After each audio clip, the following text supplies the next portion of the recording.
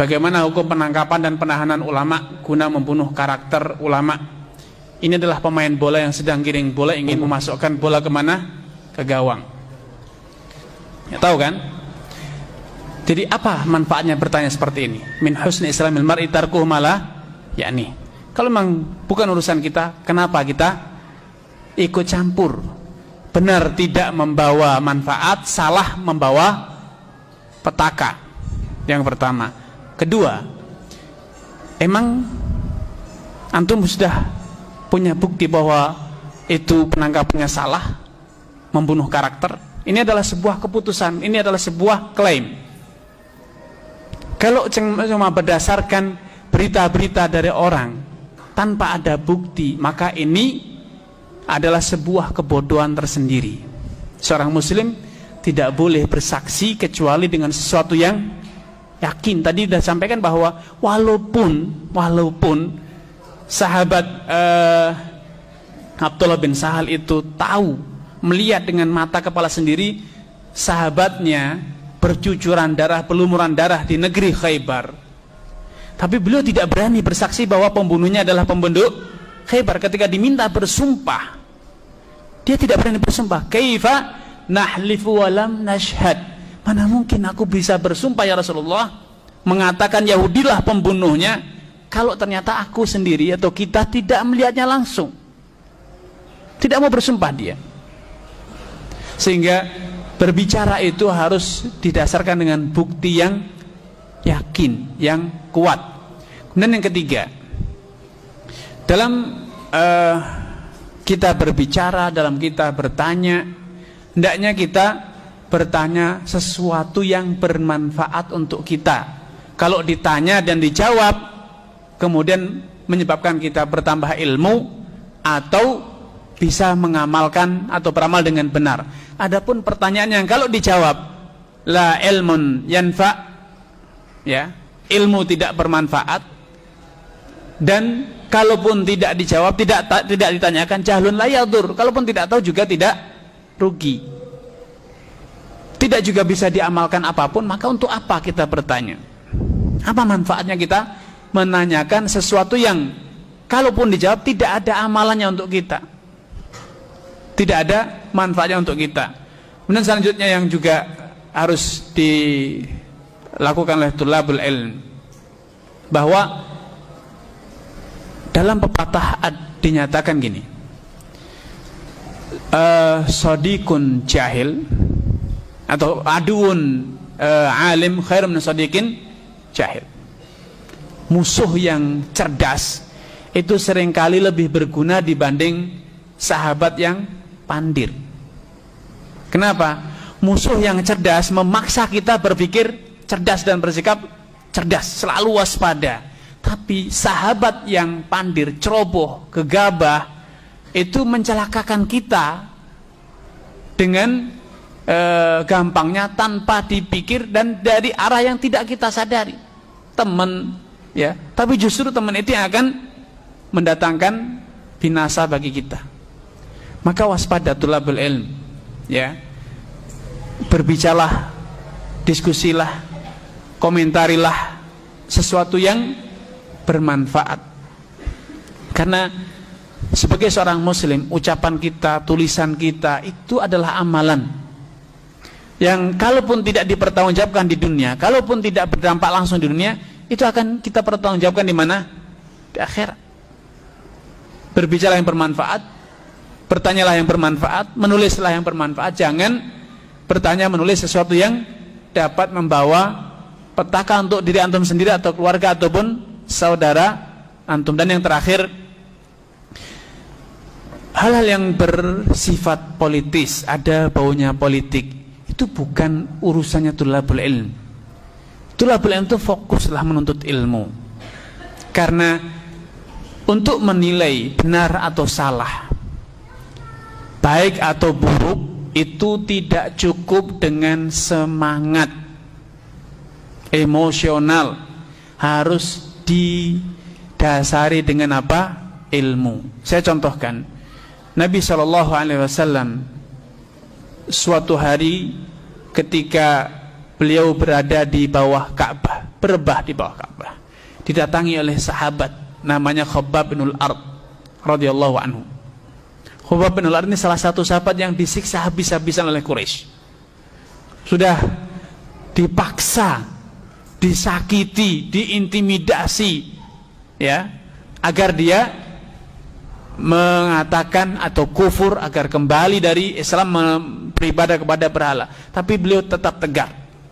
Ketika mendapatkan kesempatan berjumpa dengan Nabi setelah dimerdekakan oleh Abu Bakar radhiyallahu anhu, Khabbab bin al-Ard mendatangi Nabi dan mengatakan, "Ala tad'u lana alla tastansir lana." Ya Rasulullah, belumkah tiba waktunya engkau ini berdoa untuk kita agar kita dilindungi Allah, diselamatkan oleh Allah Subhanahu wa taala, dibela oleh Allah Subhanahu wa taala?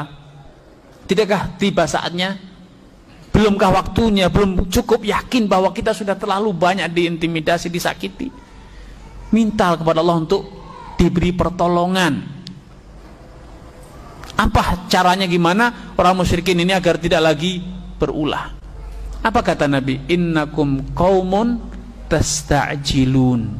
Kalian itu adalah orang-orang yang tergesa-gesa, orang yang terburu-buru. Kemudian Nabi menceritakan, laqad kana fi man kana qablakum, sungguh pada umat sebelum kalian ada orang yang diintimidasi oleh kaumnya karena beragama Islam. Fayu'ta bi ahadihim, sebagian mereka itu kadang ada yudha'u fi mifraqi ra'si min syarun, mereka digergaji sampai terbelah menjadi dua. Ada yang yumsyatu bi mustin min hadid, disisir dengan sisir dari besi sehingga kulit kepalanya itu terkelupas. Tapi itu tidak menjadikan mereka meninggalkan agamanya. Wallahi la yutaminallahu hadzal amr, sungguh demi Allah, Allah akan memberikan kejayaan kepada agama ini.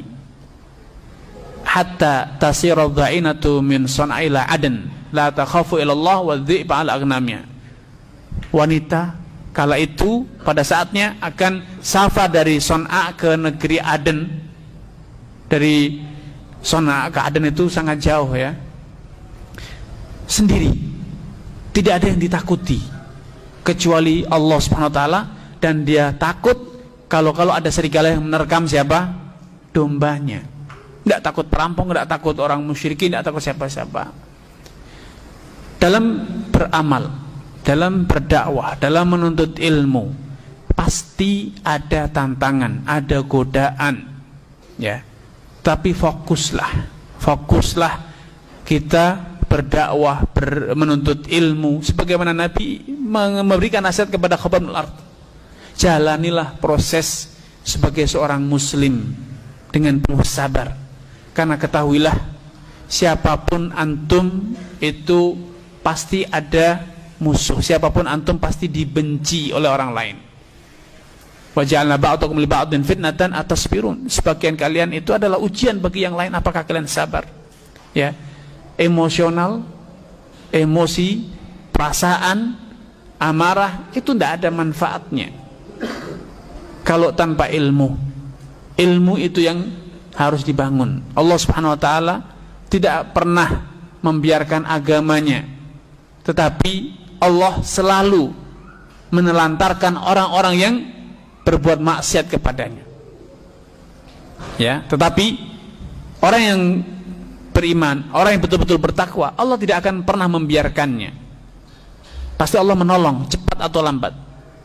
Cepat atau lambat Allah pasti akan menolong agamanya. Tapi ingat, ya, sekali lagi, itu tidak sekonyong-konyong hujan turun, tidak.